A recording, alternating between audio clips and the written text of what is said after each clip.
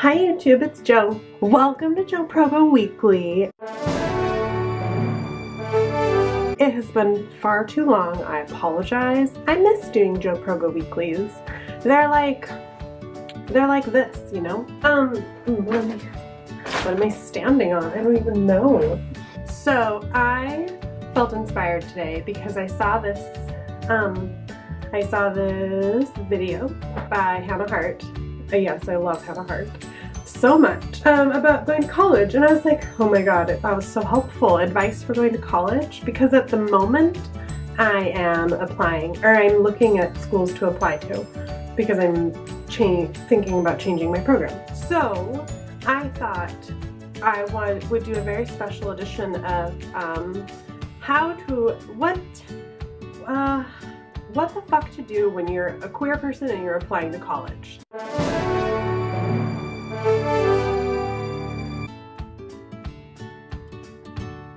Let's go.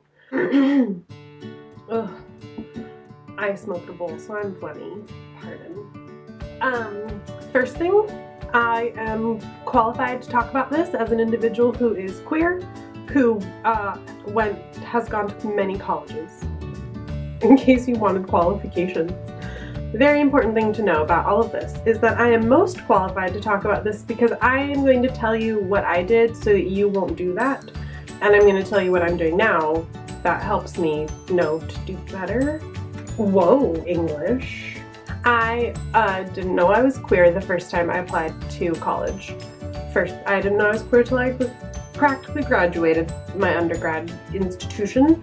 And I grew up in a super religious family, and so I did the only thing that a super religious person does. I went to a super religious school and I majored in theology. If you're a queer person, you can do this if you want, but it's better to be prepared maybe.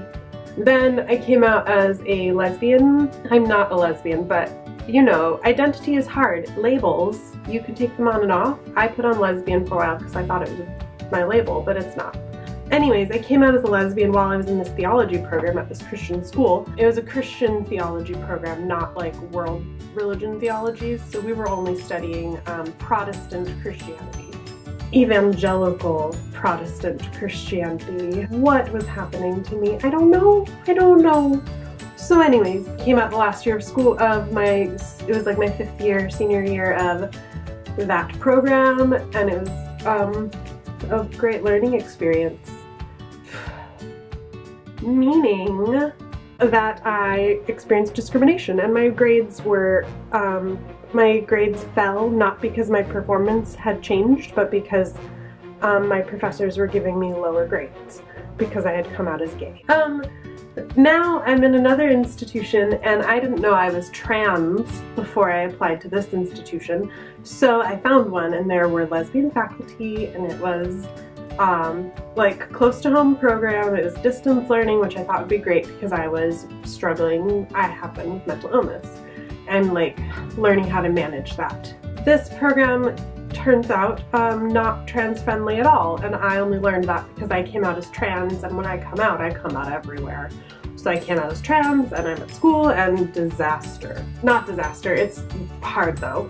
Anyways, all of that long ass introduction is because I'm now looking for a new graduate program to go to, and I thought I would tell you what I'm doing to try and find the most trans and queer friendly MFA program that I can.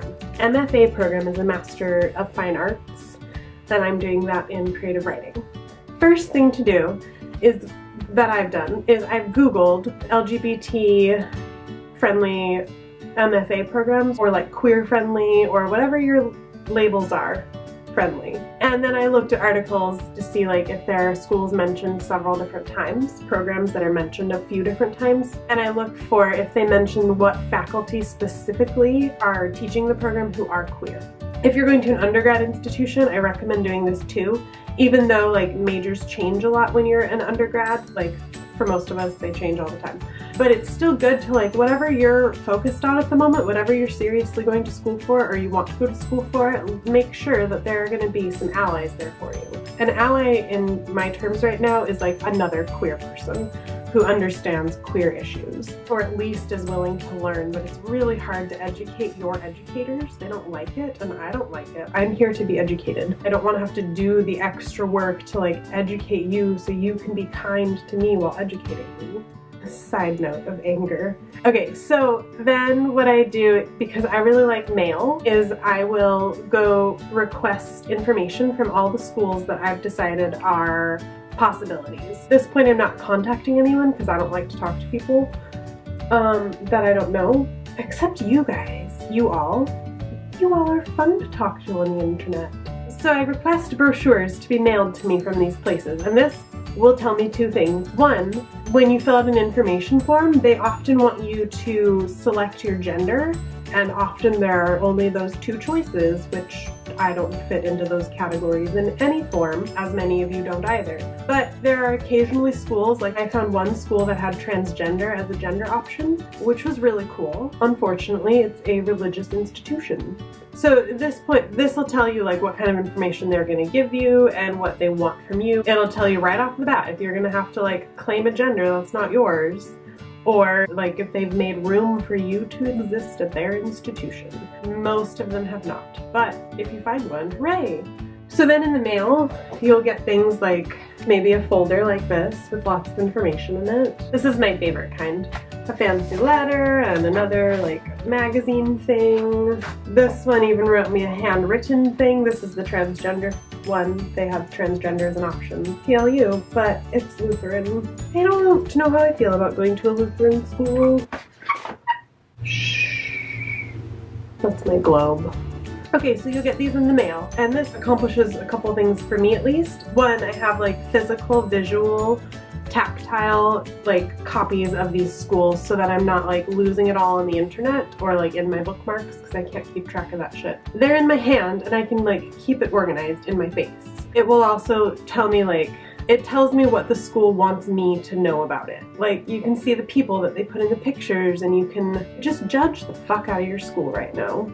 Trigger warning, lots of swearing in this video. So yeah, you'll see like pictures of who's going there, who they want you to see is going there, because everything is like staged. Schools are presenting an image, just like we all do. Right now I'm presenting the post-hiking image. I went hiking this morning with my friend and now I'm home and I'm sweaty. Post-hiking image. Then you've got like a surface view of the college. You've got like what kind of information are they willing to give you off the bat. It'll usually give you contact info like for someone in your program or your field. At that point then, this is where I'm at now. I'm not ready to move to the next step, but I have to. Then what I'm going to do is I'm going to start contacting faculty and ask if I can speak to a student or two in the program. And I'm going to ask them if there are queer people in the program, if there are trans people, what they've done to make room for trans people. I'm doing this over email because I can't do it over the phone, I'm not that brave. But over email I can totally do this, and most professors want to talk over email and most of us want to talk over text. So anyways, this is what I'm doing next with the schools that I really want to look at, so I'm going to choose like 5 or 6 of these, which is a lot of work. You don't have to do that much if you don't want to, but I highly recommend it because it's awful to get to a school and know who you are and then not have your people around you, like not have the LGBTQIAP family.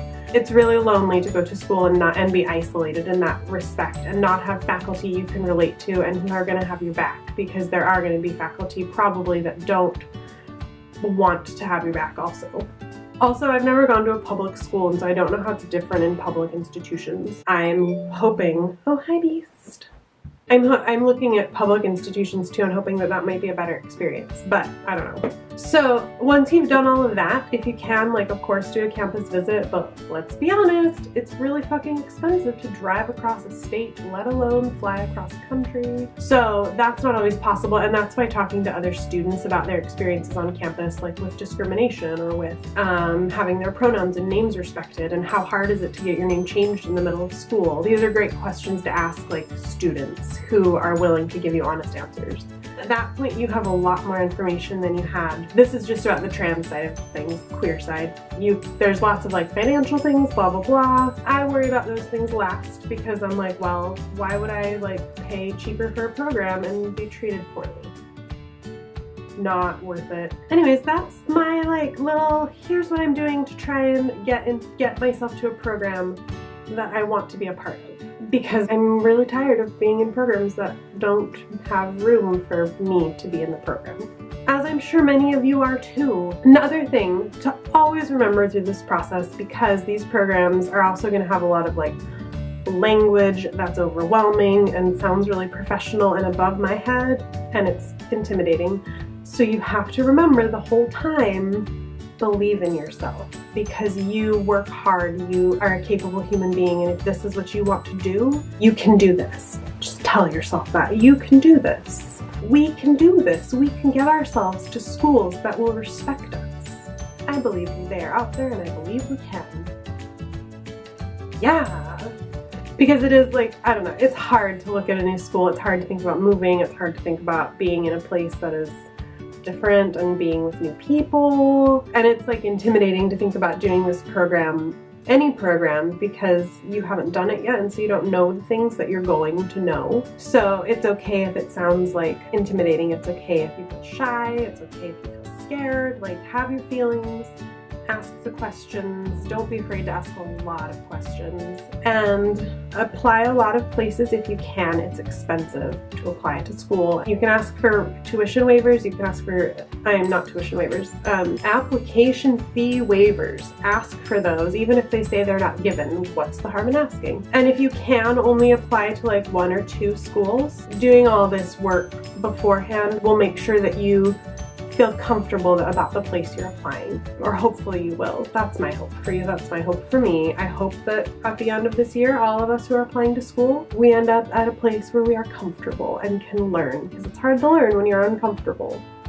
Contrary to religious institutions' belief. Let me know if there are other things you have done to make sure you got to a place that you're, like, to a school that you're comfortable in, and how you got there. Or if there's other awful experiences that taught you a lesson, share those below too. We're here for one another. I love you. We're gonna be okay. Believe in yourself. I'll talk to you later. Bye!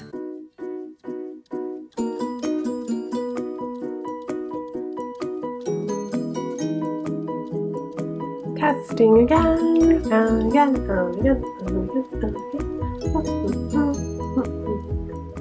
Anyways.